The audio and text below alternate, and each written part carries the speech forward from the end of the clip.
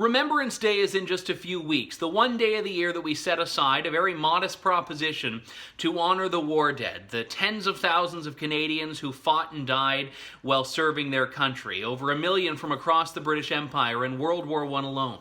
And this particular Remembrance Day is an important one. 100 years since the armistice that ended World War I, though we use the day to honor the war dead from World War I, World War II, Korea, the Afghanistan conflict, all of these situations where men and now women have fought for their country to have the freedoms preserved that we enjoy today.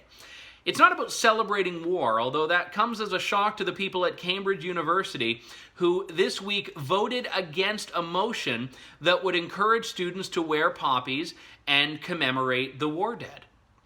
They voted against it because they said it was imperialistic and jingoistic propaganda. That's what they believe Remembrance Day is. Something that used to be unifying across party line, across political values, across religion, just a shared celebration of the sacrifices that, while sad and solemn, helped build the country and the civilization in the West that we have today.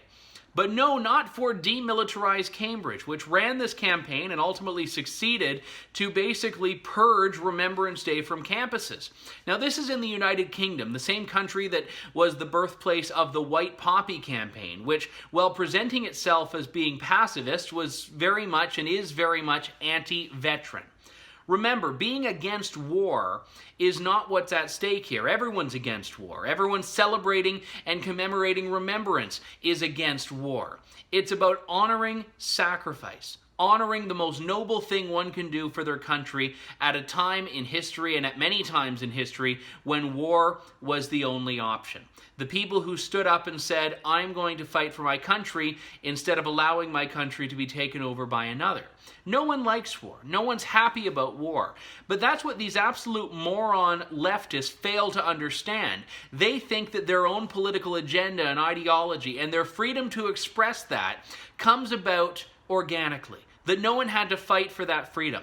And the fact that they would spit on these veterans' graves, which is what they do when they call remembrance imperialistic propaganda, is despicable. And these institutes of so-called higher learning are at the forefront of this. For the True North Initiative, I'm Andrew Lawton.